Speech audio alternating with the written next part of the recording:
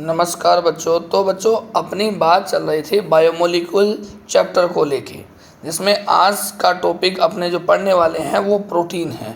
आज जिस टॉपिक की डिस्कस करेंगे वो क्या है बच्चों? प्रोटीन है। ठीक है, तो प्रोटीन के बारे में अपने पढ़ते हैं, ज़्यादा टाइम वेस्ट ना करते हुए। तो देखें प्रोटीन क्या है बच्चों। प्रोटीन एक लीनियर चेन होती है। क्या होती है बच्चों? लीनियर चेन होती है। ठीक है, और वो पॉलीमर है, हेट्रोपॉलीमर ऑफ अमीनो एसिड। किसके हेट्रोपॉलीमर हैं? अमीनो एसिड के, जो कि आपस में जुड़े होते हैं पेप्टाइड बॉन्ड से। आपस में पेप्टाइड बॉन्ड के थ्रू जुड़े होते हैं। जैसे कि मैंने कहा ये अमीनो एसिड है, ये भी अमीनो एसिड है, ये भी अमीनो एसिड है, और आपस में कौन सा बॉन्ड बनाएंगे ऐसे जुड़ने के लिए? ये पेप्टाइड बॉन्ड। ये कौन सा बॉन्ड है? Peptide bond. पीबी का मतलब पेप्टाइड बॉन्ड है। ऐसे जुड़ते हैं अमीनो एसिड। ठीक है, आगे लिखा गया है कि जो कोलेजन प्रोटीन है most abundant in animal world, यानी कि एनिमल्स की दुनिया में सबसे ज़्यादा मिलने वाला जो प्रोटीन है वो कोलेजन प्रोटीन है। मोस्ट आगे लिखा है रूबिस्को। रूबिस्को प्रोटीन है, यानी कि एंजाइम है। Most abundant in whole biosphere, यानी कि पूरी दुनिया में सबसे ज़्यादा मिलने वाला जो प्रोटीन है वो रूबिस्को है, जबकि एनिमल्स की दुनिया में सबसे ज़्यादा मिलने वाली प्रोटीन कोलेजन प्रोटीन है। तो आगे का पॉइंट है स्ट्रक्चर ऑफ प्रोटीन। ठीक है, अगर आप प्रोटीन को इनऑर्गेनिक फॉर्म में देखते हो तो ये 1D दिखती है। अगर आप ऑर्गेनिक की फॉर्म में देखते हो तो 2D दिखती है। अगर आप फिजिक्स की फॉर्म में देखते हो तो 3D फॉर्म में दिखती है। ठीक है, ये बात ध्यान रखना। आगे लिखा गया है कि फंक्शन ऑफ प्रोटीन क्या है। वेरी वेरी इंपॉर्टेंट बच्चों, ये आपको याद होनी चाहिए डायरेक्ट। ठीक है, अब बोला गया है कि जो कोलेजन प्रोटीन है वो इंटरसेलुलर ग्राउंड सब्सटेंस बनाती है। वेरी वेरी इंपॉर्टेंट, जो कोलेजन प्रोटीन है वो इंटरसेलुलर ग्राउंड सब्सटेंस बनाती है।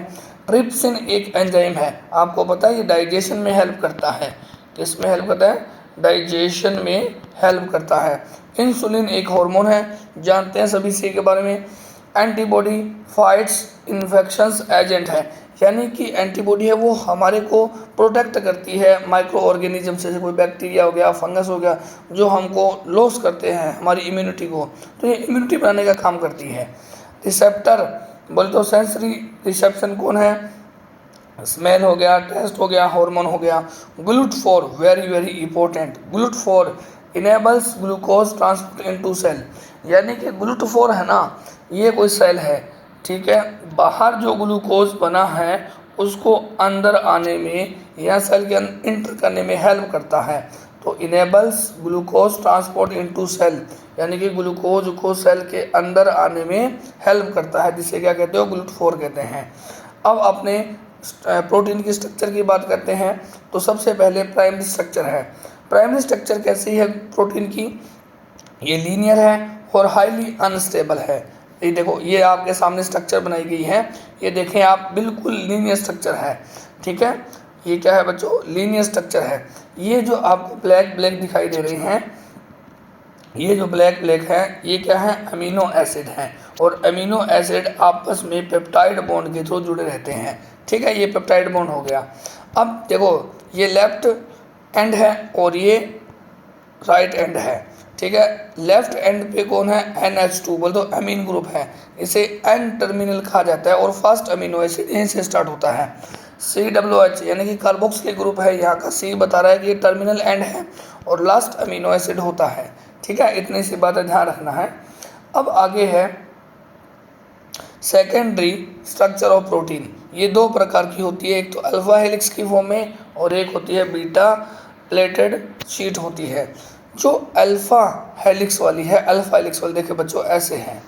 अल्फा हेलिक्स वाली ऊपर जो पहला अमीनो एसिड रिप्रेजेंट करते हैं वो अमीन है, या और लास्ट वाले में COOH है। तो इसकी जो स्ट्रक्चर है वो स्टेयर लाइक स्ट्रक्चर है। ओनली राइट हैंडेड हेलिक्स की फॉर्म में दिखता है।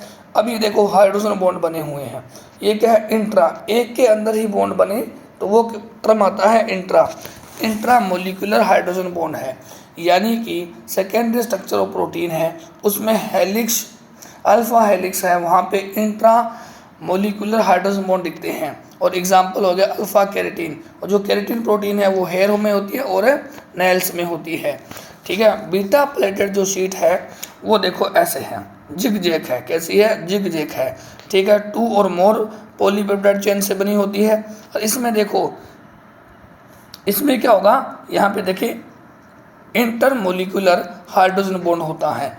इंटरमोलिकुलर हाइड्रोजन बॉन्ड होता है। एग्जाम्पल क्या हो गया? सिल्क प्रोटीन और बीटा कैरेटीन होता है। इधर क्या है? अल्फा कैरेटीन, और इधर लिखा है बीटा कैरेटीन है। ऊपर की ओर एमीन ग्रुप है और नीचे की ओर COOH बोल दो कार्बोक्सिलिक ग्रुप है। ठीक है, आगे आ गई है प्रोटीन की टर्शरी स्ट्रक्चर, जिसमें पेप्टाइड बॉन्ड होता है, हाइड्रोजन बॉन्ड होता है, डाइसल्फाइड बॉन्ड होता है और हाइड्रोफोबिक इंट्रैक्शंस होता है। हाइड्रोफोबिक का मतलब होता है कि जो पानी से डरते हो, पानी को अवॉइड करते हो। Tertiary structure of protein highly cold होती है, ग्लोब्यूलर होती है, पोलो होती है, वुलन बॉल लाइक स्ट्रक्चर होती है। ये बहुत ही ज़रूरी होती है। Tertiary structure of protein very necessary for many biological activities, यानी कि अपने जो बॉडी है ना, जो मेनली अपने काम आती है प्रोटीन की स्ट्रक्चर, वो कौन सी है? टर्शरी स्ट्रक्चर है। आगे प्रोटीन की आ गई है क्वाटनरी स्ट्रक्चर। कौन सी स्ट्रक्चर आ गई है? क्वाटनरी स्ट्रक्चर आ गई है। लीनियर है, string of sphere like, cube like हो सकती है, प्लेट लाइक हो सकती है। ठीक है, आगे मोस्ट स्टेबल है, मोर देन 1 पॉलीपेप्टाइड होंगी। ठीक है, और क्वाटनरी स्ट्रक्चर का एग्जाम्पल क्या है? ह्यूमन हीमोग्लोबिन है, जो अपना हीमोग्लोबिन है जिसमें आयरन पाया जाता है, ऑक्सीजन को ट्रांसफ़र करती है ना, one part two another part, वो क्वाटनरी स्ट्रक्चर ऑफ प्रोटीन को रिप्रेजेंट करती है। जैसे हीमोग्लोबिन है, 2 बीटा चेन होती है और 2 अल्फ़ा चेन होती हैं, फिर 2 बीटा यूनिट होती है, 2 अल्फ़ा यूनिट होती है। तो ये कंप्लीट हीमोग्लोबिन की स्ट्रक्चर है। ठीक है बच्चों, तो याद रखना इस बात को, साथ साथ नोट्स बनाते रहें और पढ़ते रहें। आगे देखें, अब आ गया है नया पॉइंट, नया टॉपिक आया है, नया हेडिंग है जिसका नाम है न्यूक्लिक एसिड। क्या नाम है बच्चों? Nucleic acid. Nucleic acid is the polymer of nucleotide. Tide का मतलब होता है 3, क्या होता है? 3। अब 3 चीज़ों से मिलकर बना होता है। पहला पेंटोज शुगर, दूसरा नाइट्रोजन शुगर, तीसरा होता है फॉस्फेट। न्यूक्लियोटाइड। एक होता है न्यूक्लियोसाइड। न्यूक्लियोसाइड में सिर्फ पेंटोज शुगर और नाइट्रोजन बेस से मिलकर बनता है। जैसे कि मैंने कहा, इन दोनों को मिला के क्या कहते हो? ये जो मैंने डब्बा बनाया है इसको कहते हैं न्यूक्लियोसाइड। ठीक है, अगर मैं इसमें फॉस्फेट जोड़ दूं तो ये स्ट्रक्चर बन जाएगी न्यूक्लियोटाइड। क्या बन जाएगी? न्यूक्लियोटाइड बन जाएगी। तो ये nucleotide is the polymer of nucleic acid, यानी कि न्यूक्लियो एसिड क्या है? पॉलीमर ऑफ न्यूक्लियोटाइड है, जिसमें 3 चीज़ें होती है, पेंटोज शुगर, नाइट्रोजन बस और फॉस्फेट ग्रुप होता है। बोले तो P। अब मैंने कहा कि पेंटोज शुगर है, पेंटोज शुगर बोले तो शुगर है। शुगर तो DNA में भी मिलती है और RNA में भी मिलती है। DNA में मिलने वाली शुगर को डीऑक्सीराइबोज शुगर कहा जाता है, जबकि RNA में जो मिलती है उसे राइबोज शुगर कहा जाता है। ठीक है, अब आया नाइट्रोजनी बेस। नाइट्रोजनी बेस 2 प्रकार के होते हैं, एक प्यूरिन होता है, दूसरा पिरिमिडिन होता है। प्यूरिन में 2 ग्रुप मिलते हैं, यानी कि प्यूरिन के 2 सब्स्टिट्यूशन है। ठीक है, एक को बोला जाता है एडेनिन और दूसरे को बोला जाता है ग्वानिन, जबकि पिरिमिडिन के 3 सब्स्टिट्यूटेड है, एक साइटोसिन है, दूसरा यूरेसिल है और तीसरा थाइमिन है। ध्यान रखना इस बात को, ये जो यूरेसिल है ये RNA मिलता है, थाइमिन ये DNA मिलता है। आपके सामने DNA को आइडेंटिफाई करना है। अगर बेस सीक्वेंस में थाइमिन दिखा है इसका मतलब वो DNA है, अगर बेस सीक्वेंस में यूरेसिल दिखा है तो वो क्या है? RNA है। ये बात ध्यान रखना है। अब देखते हैं कि इनमें कौन कौन से बॉन्ड होते हैं। मैंने कहा कि जो अपने न्यूक्लिक एसिड है वो न्यूक्लियोटाइड का पॉलीमर है, उसमें पेंटोज शुगर भी होगा, नाइट्रोजन बेस भी होगा और फॉस्फेट ग्रुप भी होगा। जो शुगर है, पेंटोज शुगर और नाइट्रोजन बेस आपस में ग्लाइकोसिडिक बॉन्ड बनाते हैं और नाइट्रोजन बेस और फॉस्फेट बनाते हैं फॉस्फोएस्टर बॉन्ड। कौन सा बॉन्ड बनाएंगे? Phosphoester bond. ये देखो वापस से, शुगर और नाइट्रोजन बेस मिलके क्या कहलाई? न्यूक्लियोसाइड कहलाई। अगर मैं इसके साथ जोड़ दूं फॉस्फेट तो क्या बन गए? न्यूक्लियोटाइड। ठीक है, क्या बन गए? न्यूक्लियोटाइड। जब न्यूक्लियोटाइड का एक ही मॉलिक्यूल है तो उसमें बॉन्ड होता है फॉस्फोएस्टर बॉन्ड होता है। अब मैंने कहा कि न्यूक्लियोटाइड से न्यूक्लियोटाइड जुड़ रहा है, यहाँ भी कौन जुड़ गया, न्यूक्लियोटाइड जुड़ गया है, ठीक है, न्यूक्लियोटाइड। तो इनके बीच में अब कौन सा बॉन्ड बनेगा, ये इंपॉर्टेंट बात है, फॉस्फोडाइएस्टर बॉन्ड। कौन सा, फॉस्फोडाइएस्टर बॉन्ड। यहाँ पर बहुत ही इंपॉर्टेंट क्वेश्चन आता है कि जब एक ही न्यूक्लियोटाइड का मॉलिक्यूल है, एक ही न्यूक्लियोटाइड है, तो उसमें कौन सा बॉन्ड नहीं मिलेगा, फॉस्फोडाइएस्टर बॉन्ड नहीं मिलेगा। कौन सा बॉन्ड नहीं देखने को मिलेगा, फॉस्फोडाइएस्टर बॉन्ड देखने को नहीं मिलेगा, ठीक है, ये बात ध्यान रखना। आगे मेटाबॉलिज्म आ गया है। मेटाबॉलिज्म हमारी बॉडी का एक बहुत ही इंपॉर्टेंट फीचर है, डायनामिक स्टेट ऑफ बॉडीज। अगर मेटाबॉलिज्म रन हो रहा है तो अपनी बॉडी डायनामिक स्टेट में है, ठीक है। एक होता है कैटाबॉलिज्म प्रोसेस, एक होती है एनाबॉलिज्म प्रोसेस। कॉम्प्लेक्स कंपाउंड है, उनका टूट के ब्रेक होके एनर्जी निकलना, ठीक है, वो कैटाबॉलिज्म है। सिंपल कंपाउंड में बदलेंगे। फिर कहा कि यार जो सिंपल कंपाउंड है वो कॉम्प्लेक्स कंपाउंड में बने और बनने में एनर्जी यूज हो, बनने में एनर्जी यूज हो एंडोथर्मिक, तो वो एनाबॉलिज्म है। यानी कि कैटाबॉलिज्म में तो एनर्जी रिलीज होगी और कैटाबॉलिज्म में एनर्जी यूज होगी। All metabolic reactions in body are catalysed by enzyme. यानी कि हमारे शरीर के अंदर, हमारी बॉडी के अंदर होने वाली ईच मेटाबॉलिक रिएक्शन जो एंजाइम के थ्रू होती है, किसके थ्रू होती है, एंजाइम के थ्रू। और ये एंजाइम टर्म दिया था साइंटिस्ट कुहेने ने। Enzyme term is coined by Kuhne. ये बात ध्यान रखना बच्चों, जो एंजाइम टर्म है ये कुहेने ने दी थी। किसने दी थी बच्चों, कुहेने ने, ठीक है। Enzyme term is given by Kuhne है।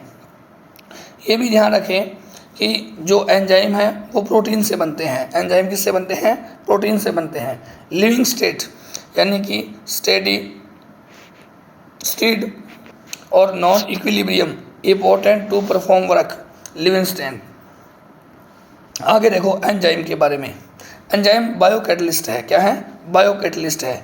और ये क्या करते हैं, एंजाइम इनक्रीज करते हैं रेट ऑफ रिएक्शन। अब इसका क्या मतलब है, सिंपल भाषा में कहेंगे कि ये रिएक्शन की स्पीड को इंक्रीज करते हैं। अगर कोई रिएक्शन 10 मिनट में हो रही है तो एंजाइम का यूज़ करने पर वही रिएक्शन फिर 1 मिनट में होने लगेगी, ठीक है, कितनी फास्ट हो जाती है, यहाँ फिर सेकंडों में होने लग जाएगी।